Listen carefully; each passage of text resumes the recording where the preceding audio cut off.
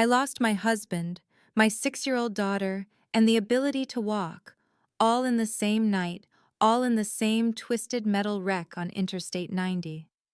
12 days later, I wheeled myself to my parents' $4.7 million mansion, bandages still wrapped around my head, and begged for a place to stay while I healed. My mother looked at me through a crack in the door and said, "Figure it out yourself."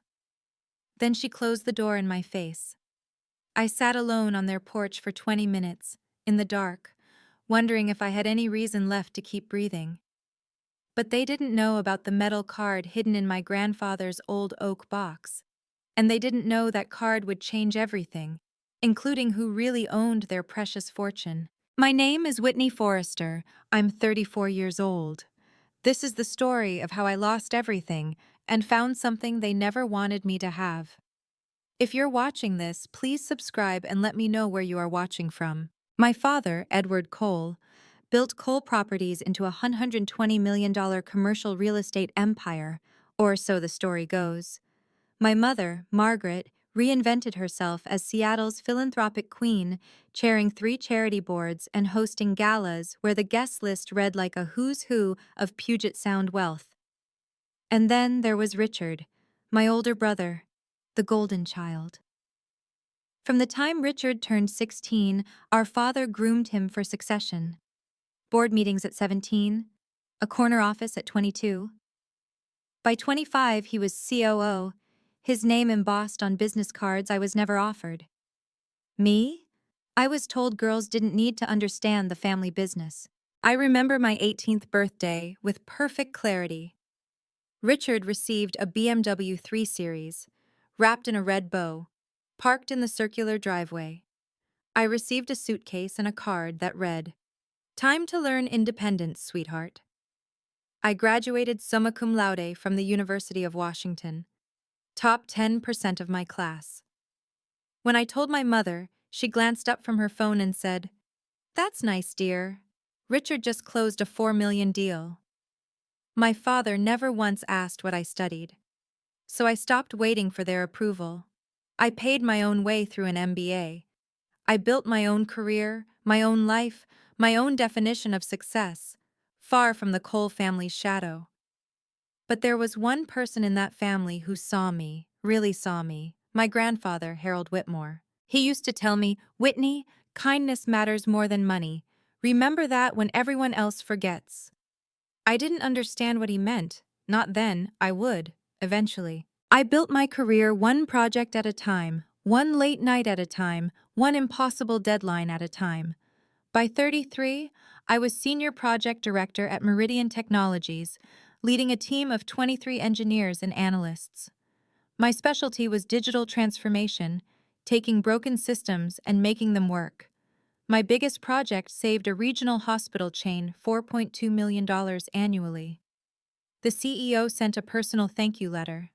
My team received bonuses. I received a promotion and a salary bump to $187,000, plus performance bonuses that pushed me well past $200,000 in good years. Not bad for the girl who was told she didn't need to understand business. But every Thanksgiving, every Christmas, every rare family gathering I attended, the pattern repeated itself. Richard would announce his latest acquisition, his latest deal, his latest win. My parents would beam. Champagne would flow. No one ever asked about my work. Once I tried. I mentioned the hospital project, the lives potentially saved through better resource allocation. Richard laughed and said, "So you're a glorified IT consultant?" My mother smiled politely and changed the subject. I learned to become invisible at those tables. It was easier than the alternative.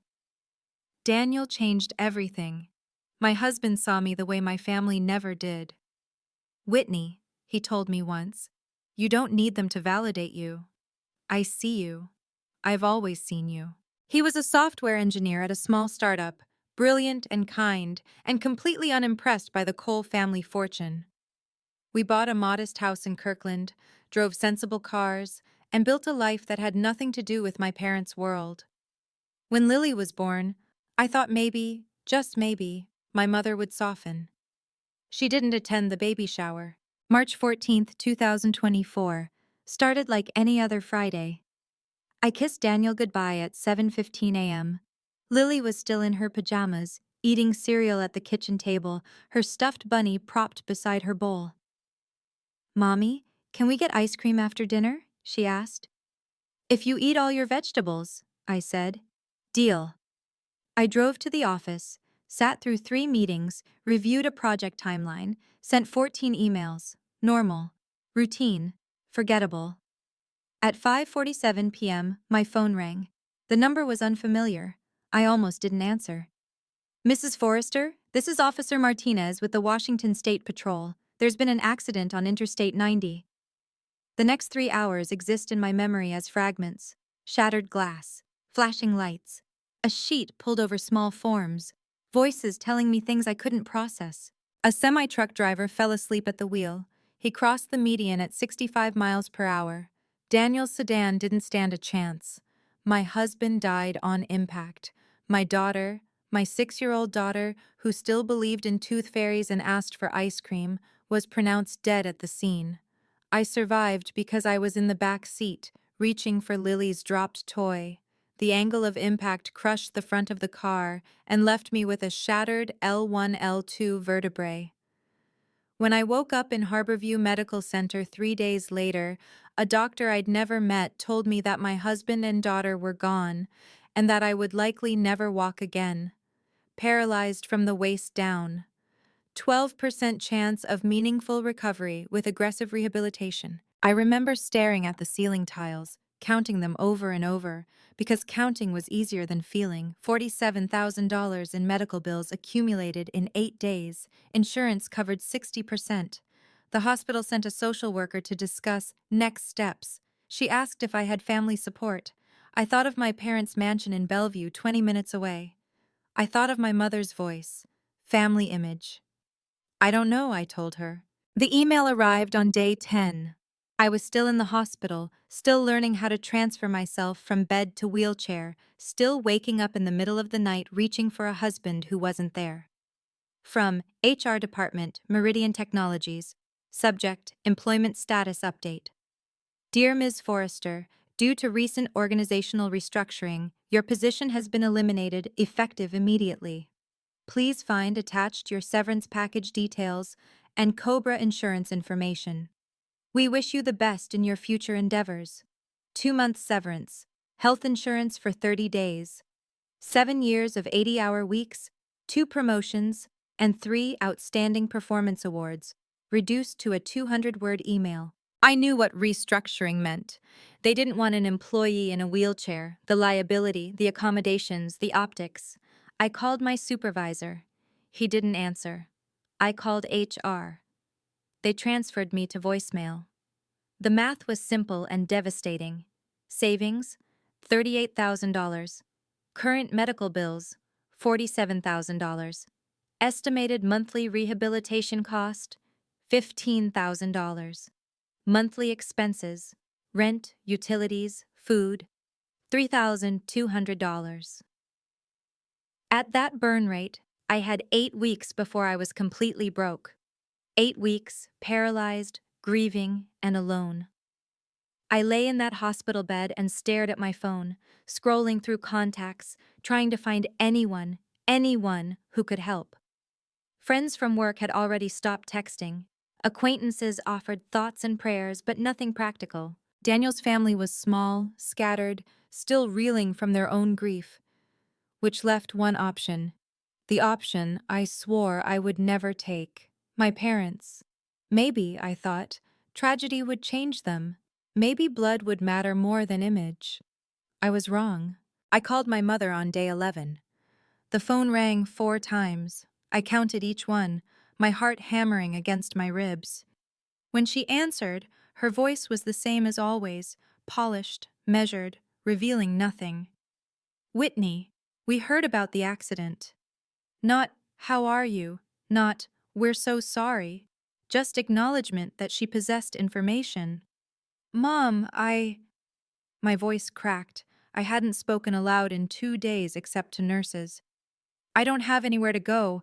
The hospital is discharging me tomorrow. I need a place to stay while I recover. Silence. 3 seconds. 4. Whitney, this is very sudden. My husband and daughter died, Mom. 12 days ago. Yes, we know. We received the funeral notice. I waited for her to say they'd been unable to attend, that there had been a conflict, that they'd been devastated to miss it. She said nothing. Can I come home? I asked. Just for a few months, just until I can figure out what to do next. More silence. I heard the faint sound of ice clinking in a glass. Come by tomorrow evening, she finally said. Your father and I will discuss it. She hung up without saying goodbye. I sat in my wheelchair in the hospital hallway and let the phone drop to my lap. A passing nurse asked if I was okay. I nodded. I wasn't okay. But I'd convinced myself that seeing me, in person, in a wheelchair, clearly broken, would remind them that I was their daughter, their flesh and blood. I'd convinced myself that even Edward and Margaret Cole couldn't look at their own child suffering and turn away. I had never been more wrong about anything in my life. Tiffany Morrison drove me to Bellevue. She was Daniel's younger sister, 29, an ER nurse at Seattle General, and the only person who'd shown up at my hospital room every single day since the accident. She'd brought me clothes, toiletries, and meals that weren't beige hospital food. You don't have to do this, she said, as we pulled onto I-405, heading toward my parents' neighborhood. My apartment is small, but we could make it work. Your studio barely fits you, I said, and the bathroom isn't wheelchair accessible. I could renovate. With what money, Tiff? She didn't answer. We both knew her $62,000 nursing salary didn't leave room for contractor bills. The drive took 25 minutes, but it felt like hours.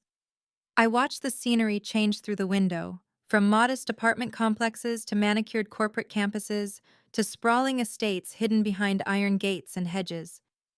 My parents' house appeared around a bend, 8,000 square feet of Pacific Northwest modern architecture, all glass and stone, and perfectly landscaped gardens. A $4.7 million monument to success. I grew up in that house. I took my first steps in that house. I had my heart broken in that house more times than I could count. Now I was returning in a wheelchair, begging for shelter. I'll wait here, Tiffany said as we stopped at the gate. If you need me. Thank you. I squeezed her hand. But this is family business. You shouldn't have to witness it. She pressed the call button. The gate swung open. I wheeled myself up the stone path alone. I rang the doorbell at 6:47 p.m. on March 26, 2024. The door opened after 3 long minutes. My mother stood in the entryway wearing a cream silk blouse and pearl earrings, her silver hair perfectly styled. Behind her, I could see the glow of the living room, the flicker of the gas fireplace, the shapes of people moving. She had guests. Whitney. Her eyes dropped to my wheelchair, then snapped back to my face. You came. You told me to. Yes. Well. She glanced over her shoulder, then stepped halfway outside, pulling the door partially closed behind her. This isn't a good time. We're entertaining the Hendersons. You remember them? They're on the board of the foundation. Mom, I just need to talk to Dad for 5 minutes. Yana. Your father is occupied. Her voice hardened. Whitney, look at yourself. The bandages, the chair, we simply cannot present this to our guests. I felt something crack inside my chest. I lost my family, I said. 12 days ago. I lost my husband and my daughter and my ability to walk. And I'm asking you, begging you, for help. The door opened wider. My father appeared beside my mother, wearing a charcoal suit and an expression I knew too well. Cold, calculating, already decided. Whitney, he said, you made your choice 12 years ago when you left this family to pursue your own path. You didn't want our help then. You don't get to demand it now. I'm not demanding. I'm asking. And we're declining. He put his hand on the door. This household has responsibilities, obligations, an image to maintain. Your presence here, in your current condition, would be a distraction. A distraction? I'm your daughter. You were our daughter, my mother said. Then you married that engineer, and made it very clear where your loyalties lay. The door closed. I sat there for 20 minutes, alone on the stone porch, in the dark, until Tiffany found me. She didn't say anything. She just wrapped her arms around me and let me sob.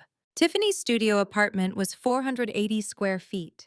She sold her sofa the next morning, listed it on Facebook Marketplace at 7 a.m., had a buyer by noon, and spent the afternoon rearranging what little furniture remained to make room for my wheelchair. You didn't have to do that, I said, watching her push her bed against the wall. It was an ugly sofa anyway. She wiped sweat from her forehead. Daniel always said it looked like a sad brown cloud. The mention of his name hung in the air between us. I hadn't spoken about Daniel, really spoken about him, since the accident. He loved you, Tiffany said quietly. You know that, right?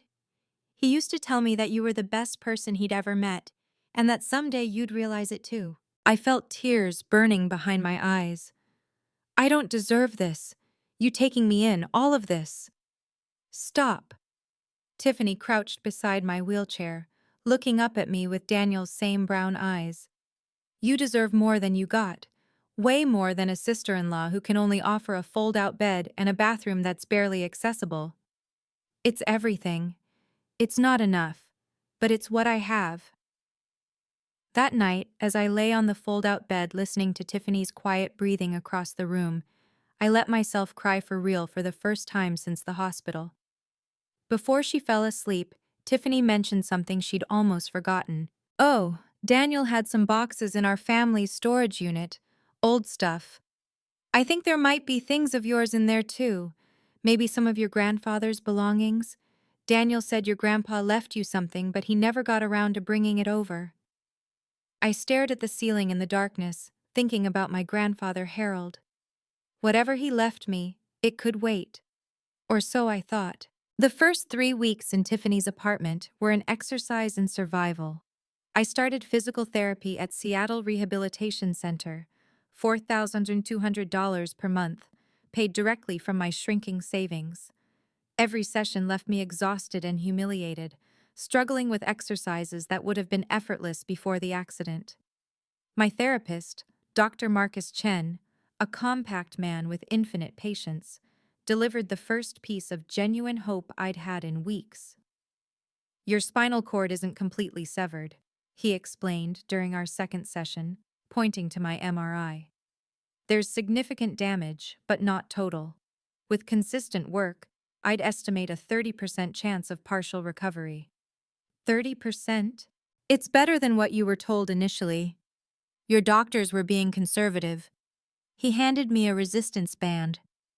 But 30% requires 6 months of daily therapy, minimum. Can you commit to that? I don't have a choice. Everyone has choices, Ms. Forrester. Most people in your situation choose to stop fighting. I didn't stop. Meanwhile, the job search yielded nothing. I sent 47 applications in 3 weeks. 2 companies responded with interviews. Both interviews ended the moment I wheeled into the room. We're looking for someone with more mobility, one hiring manager said, not quite meeting my eyes. The numbers on my bank statement dropped like stones. $38,000 became $31,000. $31,000 became $24,000. $24,000 became $19,500. At that rate, I'd be broke by June. Tiffany started picking up extra shifts, doubles, overnights, anything to help cover groceries. I watched her run herself ragged and felt guilt pile onto grief. I needed a miracle. What I got was a phone call. My brother's name lit up my screen on a Tuesday afternoon, 3 weeks after our parents closed their door in my face. I answered without thinking. I shouldn't have. Whitney, glad I caught you. Richard's voice was smooth, professional, the same tone he used in boardrooms. No warmth, no acknowledgement of what I'd been through. Richard, I gripped the phone tighter. Why are you calling? I need you to sign something. It's about Grandfather Harold's estate. For a moment, I couldn't process the words. Our grandfather had been dead for 8 years. Whatever estate matters existed had been settled long ago, or so I'd assumed. What about his estate? Administrative details, paperwork. You know how these things drag on. He paused. Just a standard relinquishment form, confirming you have no claims on any remaining assets. Remaining assets? Grandpa Harold ran a small jewelry store. What assets? Whitney, just sign the form. It'll take 5 minutes. I can email it right now. Something cold settled in my stomach. Richard never called me unless he wanted something, and he certainly never called about trivial paperwork. Why now? I asked. After 8 years, why does this suddenly matter? It doesn't matter. That's the point. Sign it and we can all move on. I need to think about it. His tone sharpened. There's nothing to think about. You have nothing, Whitney. No house, no job, no husband. You're living off your dead husband's sister's charity. Do you really want to make this difficult? I felt my jaw tighten. If it's nothing, why are you so eager for my signature? Because... He caught himself. When he spoke again, his voice was controlled, dangerous. Because if you refuse, I'll have to tell people you're trying to extort the family during a difficult time. I'm not extorting anyone. Sign the form, Whitney. No. The line went dead. I sat there, staring at my phone, wondering what secret my family was so desperate to keep buried. Tiffany arrived home that evening with a cardboard box under her arm, dusty and water-stained. Found it, she said, setting it on the kitchen counter. It was buried behind a bunch of Daniel's college stuff. I almost missed it. The box was unmarked except for 2 initials carved into the lid. H.W. Harold Whitmore. My grandfather. My hands trembled as I lifted the lid. Inside, I found a collection of memories I'd forgotten existed. Old photographs of my grandfather and grandmother at their wedding, letters written in his careful cursive, a faded newspaper clipping about his jewelry store opening in Portland in 1962, and beneath all of it, wrapped in velvet cloth, was a metal card. It wasn't a credit card, too heavy, wrong shape, brushed silver about the size of a business card, with a series of numbers embossed on one side and a small symbol I didn't recognize on the other. Tucked beside it was a letter, handwritten, dated June 15, 2015, 1 year before my grandfather's death. My dearest Whitney, if you're reading this, it means you've faced hardship and still held on to your heart. I always knew you would. You were different from the others, kinder, gentler, more like your grandmother than anyone in this family. I'm leaving you something I couldn't give to your mother. She made her choice when she married your father and turned her back on who we raised her to be. Take this card to Pacific Heritage Bank in downtown Seattle. Ask for Marcus Wellington. He'll explain everything. Live honestly. Live kindly. That's all I ever wanted for you. With all my love, Grandfather Harold. I read the letter 3 times, trying to understand. My grandfather was a jeweler, a simple man. What could he possibly have left at a bank that required a special card and a personal banker? That night, I couldn't sleep. I lay in the darkness, turning my grandfather's words over in my mind, trying to reconcile the man I remembered with the mystery he'd left behind. Grandpa Harold had always been different from the rest of the family. He lived in a modest 2-bedroom house in Portland, drove a 10-year-old pickup truck, and wore the same brown cardigan every winter. My mother used to complain about visiting him, said he had no ambition and had wasted his potential. But I remembered other things too. The Children's Hospital in Portland with the Whitmore Wing, the scholarship fund at the University of Oregon that bore his name, the quiet checks he wrote to charities without fanfare or tax deductions. How did a small-town jeweler afford any of that? And then another memory surfaced, one I hadn't thought about in years. I was 16, home from boarding school for winter break. Late at night, I'd gone to the kitchen for water and overheard my parents arguing in the study. If it weren't for the money from your father, my father had said. We wouldn't have anything. Don't. My mother's voice was sharp, warning. Don't ever bring that up again. $3.2 million, Margaret. That's what built Cole Properties. And you want to pretend? I said don't. I'd forgotten about that conversation. Buried it along with all the other uncomfortable truths about my family. Now it came rushing back. $3.2 million. In 1992. From a man who supposedly ran a small jewelry store. I looked at the metal card on my nightstand. Tomorrow I would find out the truth. Pacific Heritage Bank occupied a limestone building on 4th Avenue, the kind of architecture that whispered old money to anyone paying attention. I arrived at 10:15 a.m. on April 15th, 2024, 32 days after the accident that destroyed my life. Tiffany had offered to come with me, but I'd declined. This felt like something I needed to do alone. The lobby was all marble floors and mahogany paneling, with discreet security cameras and a hush that made the outside traffic seem miles away. A young woman at the reception desk looked up as I wheeled through the entrance, her smile faltering slightly as she registered the wheelchair. "Can I help you?" I placed the metal card on her desk. "I need to see Marcus Wellington." "Mr. Wellington is our branch director. He only meets with clients by appointment." Her smile returned, professionally apologetic. "I can schedule something for next week. Please show him this card." She hesitated, then picked it up, examining it with polite confusion. "Ma'am, I'm not sure what this—" "Just show it to him, please." Something in my voice must have convinced her. She excused herself, disappearing through a door marked private. I waited in the lobby, watching the second hand crawl around the face of an antique grandfather clock. 8 minutes later, the door opened. A man in his 50s emerged, silver-haired, impeccably dressed, with the kind of bearing that suggested decades of discretion. His eyes went first to the card in the receptionist's hand, then to me. His expression shifted from professional neutrality to something I couldn't quite identify. Surprise? Recognition? "Ms. Cole?" His voice was barely above a whisper. "Forrester now, Whitney Forrester." He crossed the lobby in 4 quick strides and extended his hand. "I've been waiting for you for 8 years."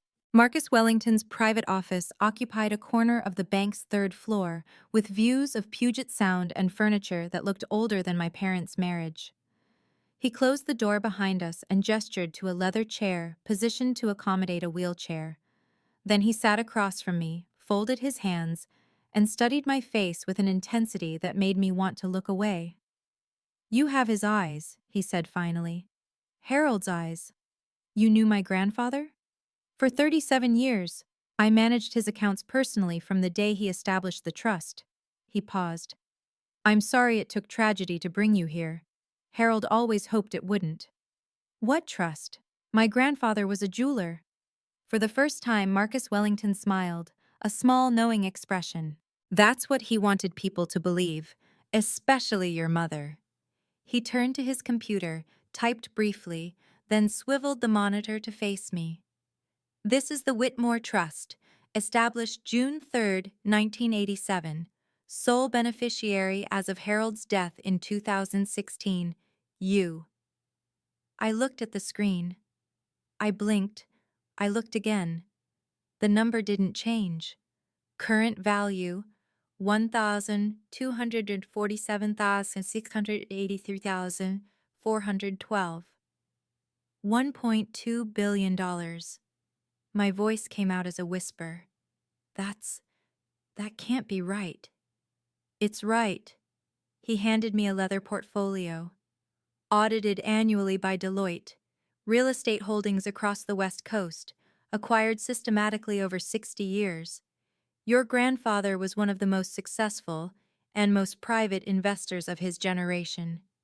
My hands were shaking so badly I could barely open the portfolio. "Why me?" I asked. "Why not my mother?" Marcus Wellington's expression darkened. "Because of what she became when she married your father." "If you've made it this far, I have a question for you. If you were in my position, sitting in a bank office, Learning you just inherited $1 billion while your parents lived 20 minutes away in a mansion built on lies. What would you do? Would you confront them? Disappear? Burn it all down? Let me know in the comments. And if you haven't subscribed yet, now's the time. Because what happened next is the part of the story I've been waiting to tell. I spent the next 2 weeks in Marcus Wellington's office, learning the truth about my family. The Whitmore Trust wasn't just money, it was documentation. Decades of records, contracts, correspondence. My grandfather had been meticulous, almost obsessive, about keeping evidence of everything. And what the evidence showed changed everything I thought I knew about coal properties. In 1992, my father Edward approached Harold with a proposition. Edward had found a commercial property in Bellevue, a failing strip mall that could be redeveloped into office space. He needed $3.2 million to make the purchase. He promised a return of the principal plus 15% of all future profits. Harold agreed. He drew up a contract. Both men signed. Edward never paid back a single dollar. The strip mall became the foundation of coal properties. Every subsequent acquisition, every development, every dollar my father earned traced its lineage back to that initial loan, a loan he pretended didn't exist. When Harold asked about repayment, Edward stopped taking his calls. When Harold sent letters, they went unanswered. Eventually, my grandfather stopped trying. Why didn't he sue? I asked Marcus. For Margaret's sake. He hoped she'd come back to him eventually, realize what she'd married. Marcus shook his head. She never did. So he just let them steal from him? He let them think they'd stolen from him. There's a difference. Marcus handed me another document. This is the trust's secondary clause. If your mother or any of her descendants access the main trust under false pretenses, all funds would transfer to a charitable foundation. But if a legitimate heir proved themselves worthy through genuine hardship, they'd inherit everything. Your grandfather hired a private investigator to monitor your life for the last 10 years. Not intrusively, just enough to confirm you hadn't become like the rest of them. I thought about all the years I'd struggled, all the times I'd been overlooked and dismissed, all the moments I'd wondered if I was worth anything at all. My grandfather had been watching, believing, waiting. I don't want revenge, I said finally. What do you want? I thought about my mother's voice through that cracked door, about my father's cold eyes, the truth, and boundaries. On September 15th, 2024, an envelope arrived at Tiffany's apartment. Cream-colored paper, gold embossing, the Cole Foundation crest in the corner. I stared at my name written in elegant calligraphy, Whitney Forrester, and felt something tighten in my chest. That's weird, Tiffany said, peering over my shoulder. They haven't invited you to anything in 5 years. She was right. Since my wedding to Daniel, which my parents attended under protest and left early, I'd been systematically erased from the Cole family's social calendar. The invitation was for the Cole Foundation annual gala, scheduled for September 28th at the Bellevue Grand Ballroom. Black tie, 340 guests. The most important social event on my parents' calendar. Why now? Tiffany asked. I turned the invitation over. A handwritten note on the back, in my mother's handwriting. Whitney, we should talk. Please come. It's a trap, Tiffany said flatly. Probably. Richard called you about signing away your inheritance rights. Now suddenly they want you at their biggest event of the year? She shook her head. They're planning something. I knew she was right. My family didn't extend olive branches. They constructed ambushes. But something had changed in the past 5 months. I had changed. I could stand now, with forearm crutches, but standing nonetheless. My recovery had exceeded every prediction. 30% chance, Dr. Chen had said. I'd fought my way to 65% function through sheer stubbornness. And I had resources now. Lawyers, documentation, a billion-dollar trust that gave me more leverage than my father had ever imagined. I called Catherine Palmer, the trust's attorney, a sharp-eyed woman of 58 who'd worked with my grandfather for 20 years. They're going to try to humiliate you publicly, she said after I explained the situation. I know. You want to go anyway? I want them to think they're in control, right up until they're not. There was a pause on the line. Then, I'll prepare a document package, just in case. Just in case. September 28th was 13 days away. I started planning. The Bellevue Grand Ballroom glittered like something out of a fairy tale, if fairy tales were sponsored by hedge funds and old money. I arrived at 6:30 p.m. on September 28th, 2024, with Tiffany at my side. She'd insisted on coming as my plus one, and I hadn't argued. Having a witness felt important. Crystal chandeliers cast prismatic light across the room. Centerpieces of imported Dutch flowers adorned every table. A jazz quartet played softly in the corner, while 340 of Seattle's wealthiest citizens mingled in black tie and evening gowns, champagne flutes in hand. This was my parents' kingdom, their stage. The place where they performed the role of philanthropic royalty for an audience that didn't know better. I wore a simple black dress, modest, appropriate, unremarkable. I carried forearm crutches instead of using my wheelchair, though my legs ached from the effort. I wanted to stand for this. Heads turned as I entered. I saw recognition in some faces, confusion in others. Whispers rippled through the crowd like wind through grass. Is that Whitney? The one who married the engineer? I heard she was in an accident. Lost her whole family. Why is she here? A server directed us to our table. I wasn't surprised to find it at the far edge of the room, near the service entrance. The worst seat in the house, designed to remind me of my place in the hierarchy. But as I scanned the room, I noticed something else. Near the main stage, at the table of honor, my parents held court. My mother in a silver gown that probably cost more than Tiffany's monthly salary. My father in a custom tuxedo, shaking hands and slapping backs like a politician on the campaign trail. Richard beside them, already slightly drunk, laughing too loud at something. They hadn't seen me yet. Or if they had, they were pretending otherwise. A waiter passed close to my table, pausing briefly. "Miss Forrester?" he murmured. "Ms. Palmer sends her regards." I nodded. The document package was in place, couriered to the ballroom that morning, held by hotel security until needed. At 7:00 p.m., the lights dimmed. My father took the stage. I straightened in my chair. This was it. "Good evening, everyone! Welcome to the 14th Annual Cole Foundation Gala."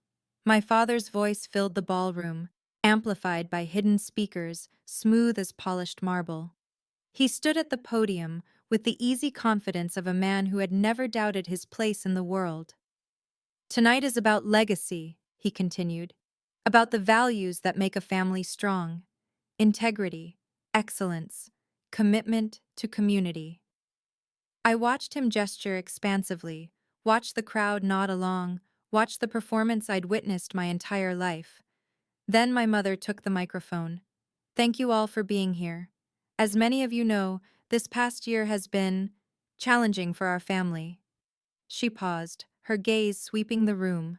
When it landed on me, she didn't look away. Our youngest daughter, Whitney, faced a terrible tragedy earlier this year. She lost her husband and child in an accident. We've done everything we could to support her during this difficult time. The lie hung in the air like smoke. "Unfortunately," my mother continued, her voice taking on a practiced tone of sorrowful disappointment, "grief can sometimes bring out the worst in people. Whitney has struggled. She's made accusations, demanded things that aren't hers to demand." I felt Tiffany stiffen beside me. Around the room, heads turned in my direction. "We love Whitney," my mother said. "We always will. But we can't condone behavior that threatens to tarnish everything this family has built." Richard took the microphone next, his face flushed with wine and self-importance. "My sister has always been different. She rejected this family years ago. Now that she's facing hard times, she's trying to claim she's owed something." He laughed softly. "She's even bringing up our grandfather, a man she barely visited in his final years, claiming he left her some kind of secret inheritance." Murmurs swept through the crowd, sympathetic glances toward my parents. pitying, suspicious glances toward me. This was it, the public execution they'd planned. I stood up from my chair, reaching for my crutches. The room fell silent. I walked toward the stage. Each step took effort, more than anyone watching could know. My legs burned, my grip on the crutches whitened my knuckles. But I kept my face calm, my pace steady. The crowd parted as I approached.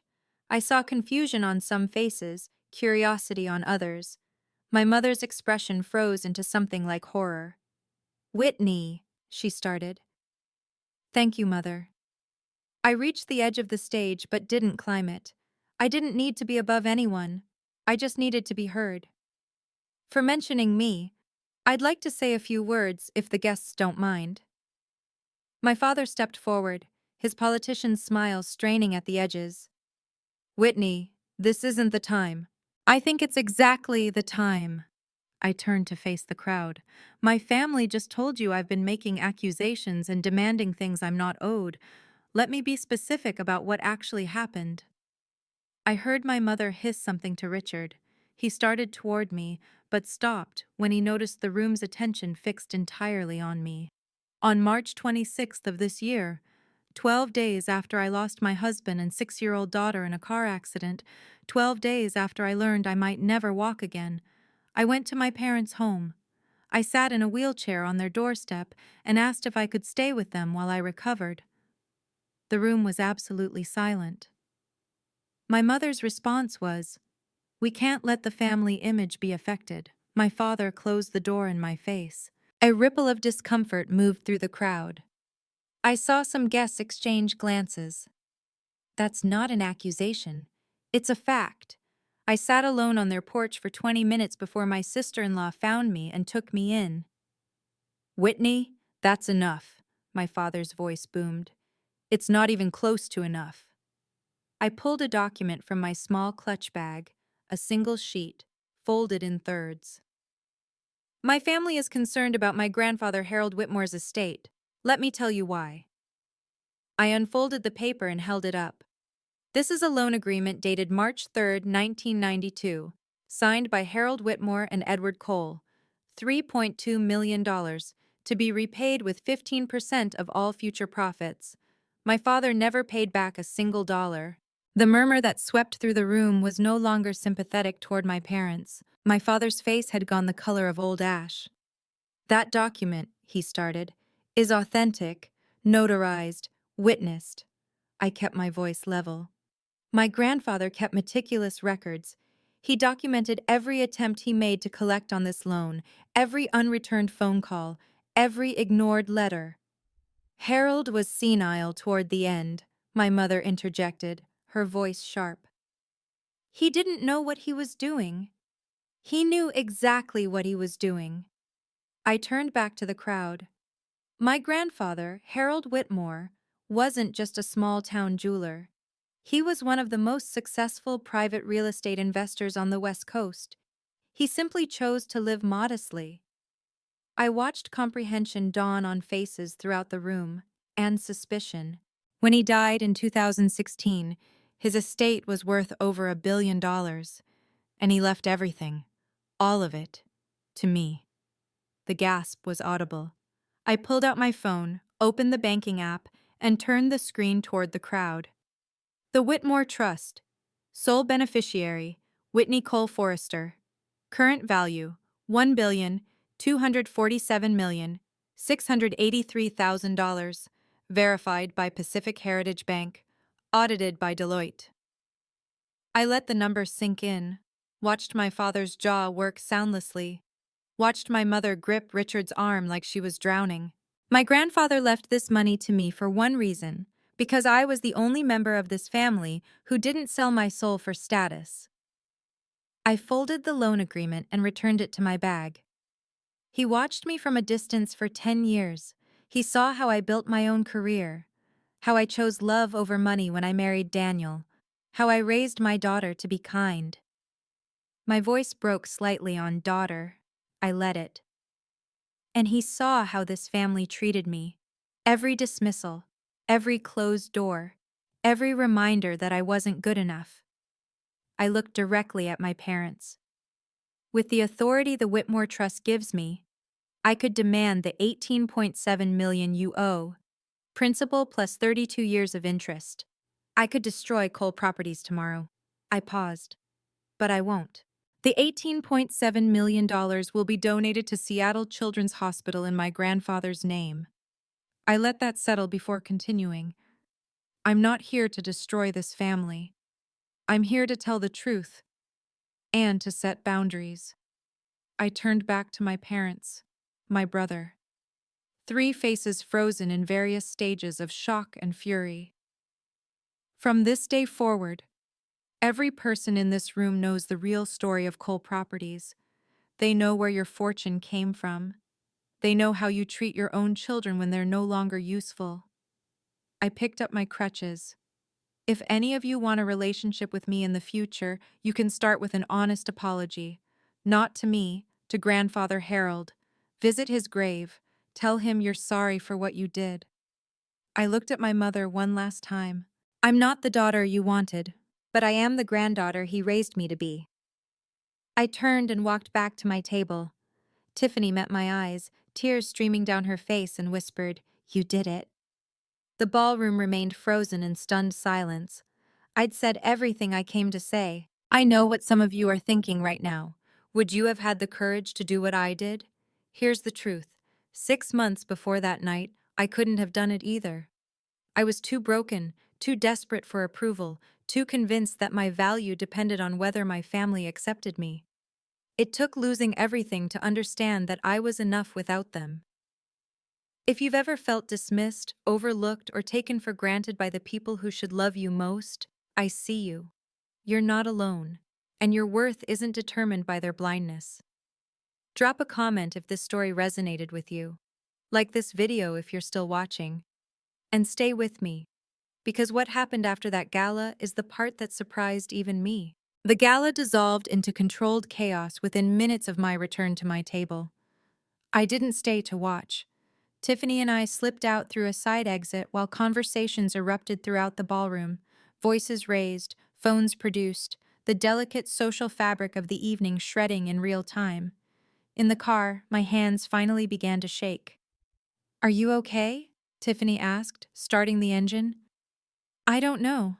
I stared at my trembling fingers.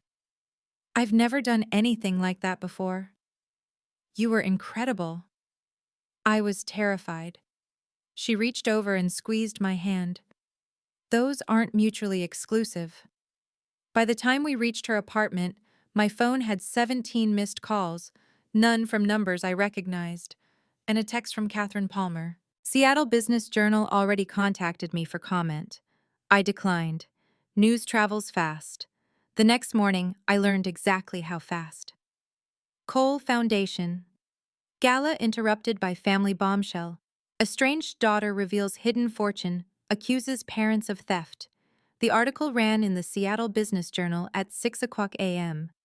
By noon, it had been picked up by 3 local news stations and a handful of national business blogs. The facts were all there. The $3.2 million loan, the Whitmore Trust, the confrontation at the gala, a few quotes from unnamed guests who'd witnessed everything, a terse no comment from Cole Properties' PR department. I read the article 3 times, waiting to feel satisfaction. What I felt instead was exhaustion. I hadn't wanted to humiliate my family publicly. I'd wanted them to acknowledge the truth privately, like adults. They'd forced my hand by trying to humiliate me first. But there was no joy in their downfall, only relief that it was over, or so I thought. The real fallout was just beginning. 2 days after the gala, I met with Catherine Palmer at her office in Pioneer Square. She'd prepared a stack of documents nearly 3 inches thick, all the legal options available to me as controller of the Whitmore Trust. "You could pursue the $18.7 million, she said, sliding the first folder toward me. "The loan agreement is ironclad. Your grandfather made sure of that." I meant what I said. That money goes to Seattle Children's Hospital. She nodded, unsurprised. Then we moved to option 2, full financial separation. This folder was thinner, but no less significant. The Whitmore Trust has several smaller outstanding loans to coal-related entities, about $2.1 million total, from various transactions over the years. We can call those in immediately. Do it. And this, she handed me a formal letter, terminates all financial relationships between Whitmore Trust Holdings and any business connected to your parents. Going forward, they have no claim to any resources that originated with your grandfather. I signed every document she put in front of me. One more thing. Catherine pulled out a final folder. Articles of Incorporation. The Legacy Tech Foundation. Capitalized with $50 million from the trust. Mission. Supporting disabled entrepreneurs in technology. I looked at the name. You remembered. Your grandfather suggested it, actually, years ago. She smiled.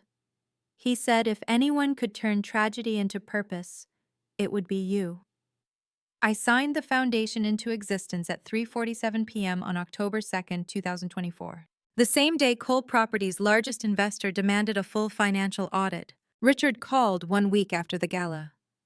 I almost didn't answer, but something made me swipe accept, maybe curiosity, maybe the faint hope that one member of my family could surprise me. Whitney. His voice was hoarse, stripped of the arrogance I was used to. I need to talk to you. So talk. A long pause. I heard him take a breath. I didn't know about the loan, the $3.2 million. Dad never told me where the startup capital came from. And that makes it better? No, it makes me an idiot who never asked questions. Another pause. I'm sorry for what I said at the gala, for calling you about the inheritance papers, for all of it, really. I waited. I spent my whole life trying to be what Dad wanted. I didn't think about what that cost anyone else. His voice cracked slightly, including you. Richard, I appreciate the apology, but saying sorry to me isn't enough. What do you mean?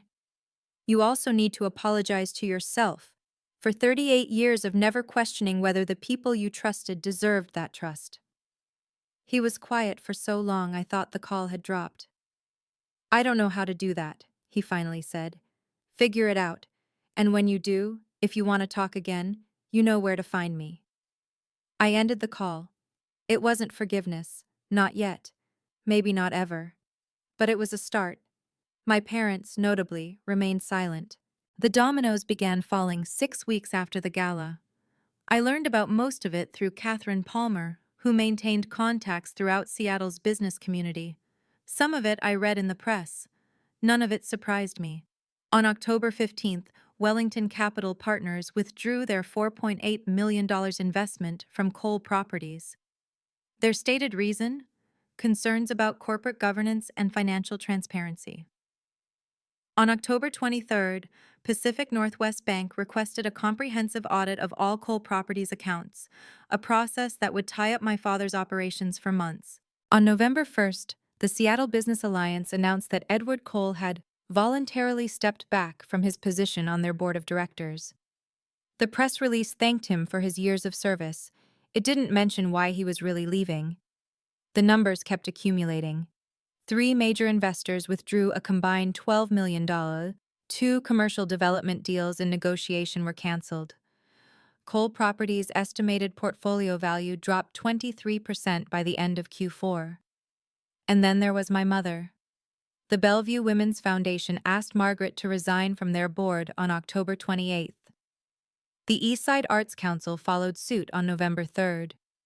By Thanksgiving, she had lost every charitable position she'd spent decades cultivating. The cruelest blow, though I took no pleasure in it, was the Seattle Social Club's decision to rescind her 2019 Woman of the Year award after reviewing what they called new information about the circumstances of her family's success. I heard about that one from a former colleague who thought I'd want to celebrate. I didn't. Aren't you satisfied? Tiffany asked me that night. After everything they did? No. I watched the rain streak down her apartment window. I didn't want this. I wanted them to tell the truth and treat me like family. Instead, They forced a public reckoning that hurt everyone, including people who had nothing to do with our dysfunction. That's not your fault. Maybe not, but it doesn't feel like victory either. Some justice tastes like ashes. The Legacy Tech Foundation officially launched on January 15, 2025. I'd spent 3 months building it from scratch, hiring staff, designing programs, establishing partnerships with disability advocacy organizations across the Pacific Northwest. Every decision carried the weight of what I wanted the foundation to mean. This wasn't charity, it was opportunity.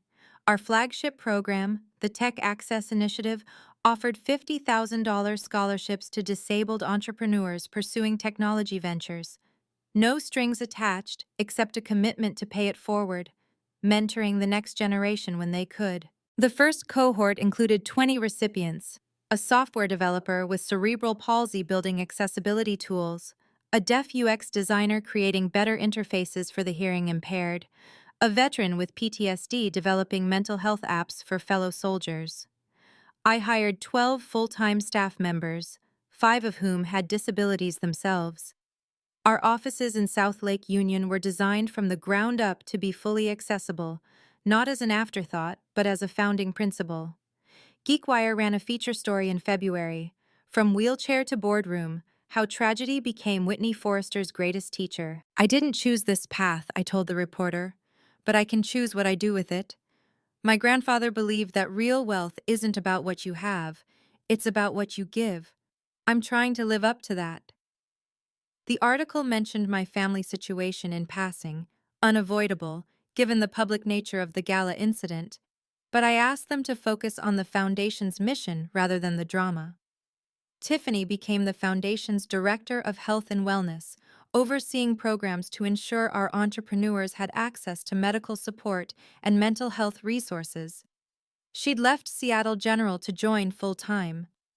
"You're sure about this?" I'd asked when she accepted the position. "Whitney." She'd looked at me with Daniel's eyes. "This is what he would have wanted me to do. Help you help others." By March 2025, the foundation had supported 47 disabled entrepreneurs. 3 startups from our first cohort had already secured venture capital funding. My grandfather would have been proud. On December 14, 2024, exactly 9 months after the accident, I completed my final session of intensive physical therapy. Dr. Chen had me walk the length of his rehabilitation gym without crutches, 50 feet. The longest distance I'd managed unassisted since March. My legs trembled. My back ached. I had to stop twice to catch my breath. But I made it.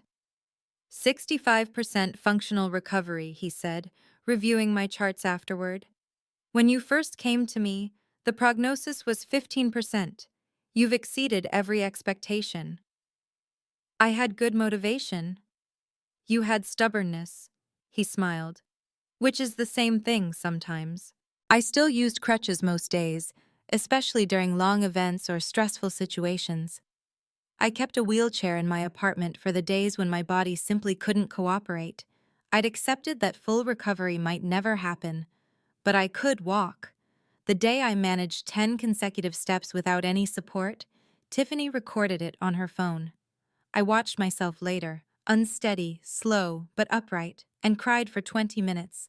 Daniel would have cheered. Lily would have clapped her little hands and demanded I do it again. They weren't there to see it, but I was doing it for them anyway. Every step was a step away from the woman who'd begged her parents for shelter, a step away from the daughter who'd spent decades seeking approval from people who'd never give it, a step toward whoever I was becoming. "You know what the hardest part is?" I told Tiffany that night. "What?" "Realizing I was always strong enough to walk away from them. I just didn't believe it until I literally couldn't walk at all." She hugged me without saying anything. "Some lessons have to break you before they can heal you." My mother reached out in February 2025. Not directly. She had her lawyer contact Catherine Palmer to request a private meeting. Neutral location. No Edward, no Richard. I almost declined. Then I thought about what my grandfather would have wanted. We met at a coffee shop in Kirkland on a gray Tuesday afternoon.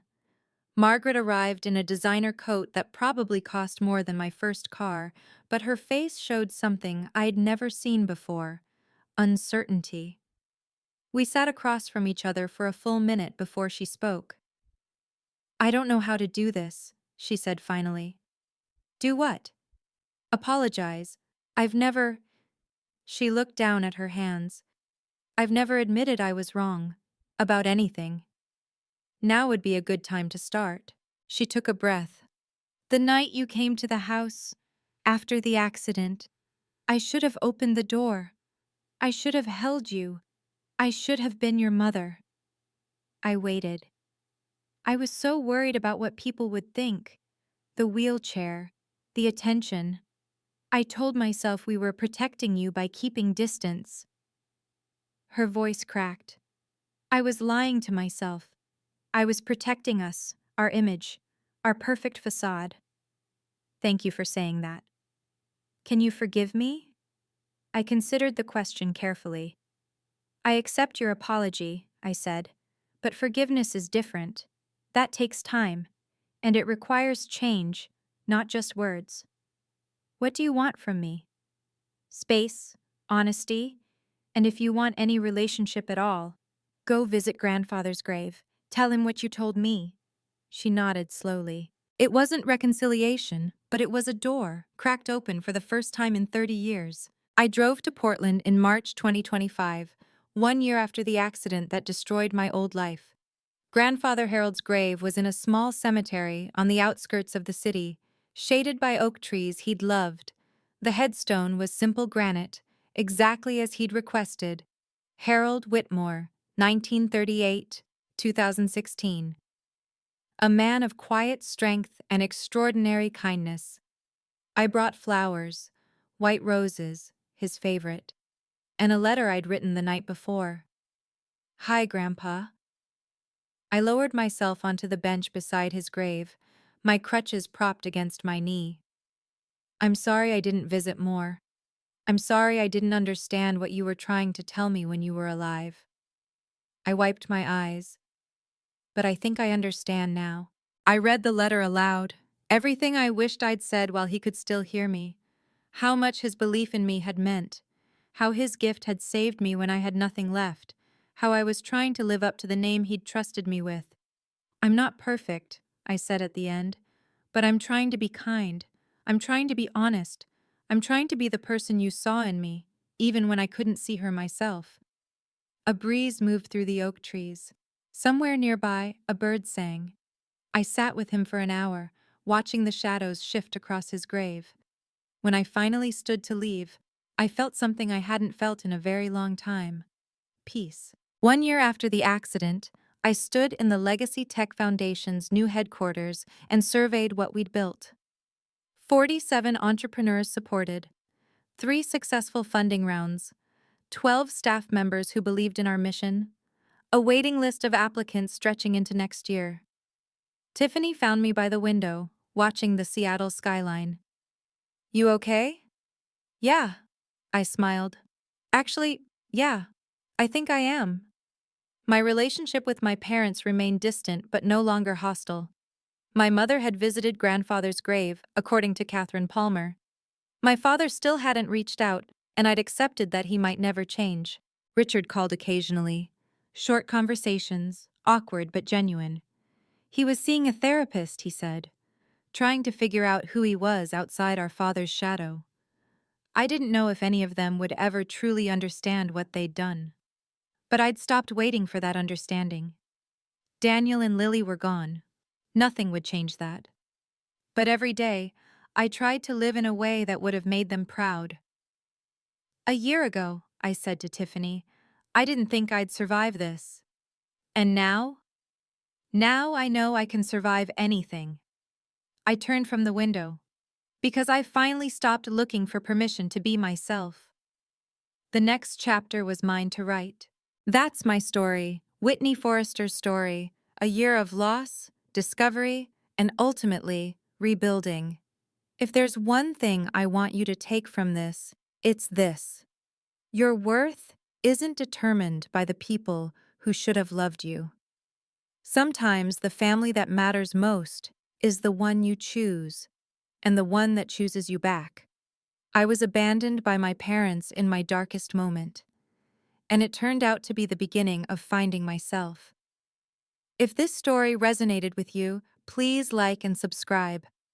Your support helps this channel keep sharing stories like mine. Stories of resilience, justice, and the power of boundaries. And if you want to hear more, check the description for similar stories. I promise you won't be disappointed. Thank you for watching, thank you for listening, thank you for being here. Until next time.